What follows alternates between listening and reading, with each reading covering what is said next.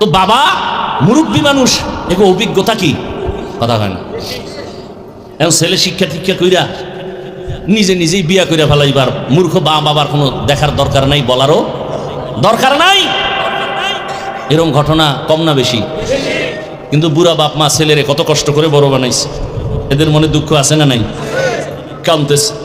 ছেলে বন্ধু আর বান্ধবী লইয়া মাইয়া দেখা মোটামুটি রেডি। মাইয়ার বাবায় কয় তোমার বাড়ি দেখা লাগবে না, আমার মাইয়ারে নিয়ে রাখবা কই, আসেন। এবার ছেলের শ্বশুর বাড়ির থেকে লোকজন আসতেছে ছেলের বাড়ি দেখ। ঘরে আসিয়া মাকে বলে, মা মেহমান আসবে, খানা রেডি করে নেও। মা বলে, কোন মেহমান আসবে? বলে, জানার দরকার নেই, আমার আপন লোক, বন্ধু বান্ধব। বাবা কষ্ট করে কোন রকম আয়োজন করে ফেললো, সন্তানের হাতে টাকা নাই, খানার আয়োজন। দুপুর বেলা নতুন মেহমান ঘরে আসছে, বাবাকে দেখা করতে নেয় না, বাবা মূর্খ। আপনারা কি মনে করেন এই সমস্ত ঘটনা কি আমাদের দেশে হয় না? কঠিন, বহু বেয়াদব আছে এরকম, মা বাবাকে জিজ্ঞাসা করে না। মূর্খ মা বাবা এই জন্য বলে, দূর মা বাপ মূর্খ। আর ঘরে যাইয়ে কথা কয় শুদ্ধ ভাষায়, আম্মু জান খেয়েছেন। বেয়াদব। মা বাবার সাথে কথা কিভাবে বলতে হবে ইসলাম শিখিয়েছে, আর কোন বিদ্যা শিখায় না। ইসলামের বিদ্যা শিখায়, মদিনার রাসূল শিখায় মা বাবার সাথে কেমন ব্যবহার করতে হবে, পৃথিবীর কোন বিদ্যা শিখায় না। কি শিখায় ইসলাম? বলে মা যেই ভাষা বুঝে গ্রামে ওই ভাষায় কথা কবি, এর নাম আদব। শুদ্ধ করে কবি মা বুঝে না, এটা বেয়াদবি। খেয়েছেন, তোর মায়ে জানে মা খাইছেননি, এইটা জানে মায়ের ভাষা গ্রামের। যদি তুমি শুদ্ধ ভাষা হ্যাডম দেখাইতে যাও, এটা চূড়ান্ত বেয়াদবি। পড়ো সূরা বনী ইসরাঈলের আয়াত, আকাযা রাব্বুকা আল্লা তা'বুদু ইল্লা ইয়াহু ওয়া বিল ওয়ালিদাইনি ইহসানা। আয়াতের ব্যাখ্যা বলো। বাবারেও সামনে নেয় না, মূর্খ বাবা। মেহমানরা খানা খায় আর একে অন্যের সাথে মুখে কানে কথা কয়, ফিস ফিস কথার আওয়াজ ভেতরে বাবার কানে গিয়া লাগছে। কানে কানে ওরা কি কইছে, কয় বাড়ি তো একেবারে খারাপ না, ছেলের বাড়ি মাইয়া দেওয়া যায়। বৃদ্ধ বাবা শুনিয়া ভেতরে গিয়া বালির চাপা দিয়ে এত চিৎকারের আওয়াজ, বাবা হতভাগ আর কান্না। বিবি বলে, স্বামী কেন কাঁদো?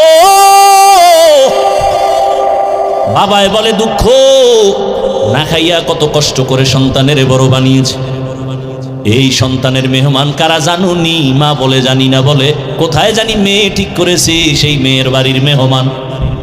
মা ও চোখের পানি ফেলে কান্না করে, ও বাবা। ছেলে আইসা বলে, বাবা কেন কাঁদো? মা কেন কাঁদো কেন? মা ডাক দিয়া কয়, বাবা এক ফোঁটা দুধের ঋণ কেবলে আদায় করবি? ওরে তুই পরীক্ষার হলে গেছো, আমি মা ঘুমাই নাই, আল্লাহর কাছে দোয়া করেছি, আল্লাহ আমার সন্তানকে পরীক্ষায় সফলতা দান করো। আজকে তুই বিয়ে করবি, আমরা জানবো না, আমি মা বরদাস্ত করতে পারি না, আল্লাহ তোরে হেদায়েত দান করুক, এতটুকুই বলি। এখন অন্তরের মধ্যে একটু ধাক্কা লাগছে। মেহমান চলে গেল, আর বলেছে কোনো মূর্খ ব্যক্তি আমার বাড়ি আনা যাবে না। এবার ছেলের অন্তরে মায়ের চোখের পানি দাগ কেটেছে, বাবার চোখের পানির দাগ কেটেছে। বাবায় কয়, কি করি বাবা? ছেলে কয়, বাবা তোমারে নিয়ে যাইতে পারলে তো একটু ভালো লাগে। বাবায় কয়, যদি নিতে চাও বল, আমিও যেতে চাই। তোর না জানি কোনো বিপদ এসে যায় আমাদের কষ্টের কারণে, আমি যদি তোর সাথে থাকি কোনো বিপদ আসবে না। ছেলে বলে, ওদের জানানো যাবে না, ওরা যদি বুড়া মূর্খ দেখে আর বিয়ে দিবে না। বলে, আমার গোপনীয়তা রক্ষা করে নিয়ে যাও। গোপনীয়তা রক্ষা করে বাবারে নিয়ে যখন চলে গেল, আগের দিন বিয়ার বাড়ি কত রাত চলে যাইতো, একটা প্রশ্ন করে আটকায় দিছে, আর খাওন নেই, জবাব দিবি নাইলে না খায় মর। বুড়া বাবা আছে সাথে, মেয়ের বাবার পক্ষ থেকে প্রশ্ন দিল, খানা সামনে দিয়া। বলে, এক একজনে এক একটা খাসি খাইতে হবে আস্তা, এরপরে শেষ হলে মেয়ে বিয়ে দেবো, না হয় না। ছেলে কয়, এটা কার দ্বারা সম্ভব? একটা খাসি কি একজনের দ্বারা খাওয়া সম্ভব নাকি? তাহলে আমার কপালে বুঝি বিয়া নাই। বুড়া বাবার কাছে গিয়ে কয় বাবা ঠিকই এক বিপদ কান্দে আইছে, কি করি বলো? বাবা কয় আমারেও সাথে নিয়ে আইছো, তোর কপাল ভালো, টেনশন করিস না। খাসি খাওয়ার যে প্রশ্ন ছুঁড়া দিছে তোরে টাইম দিছিনি? কয় দেয় নাই।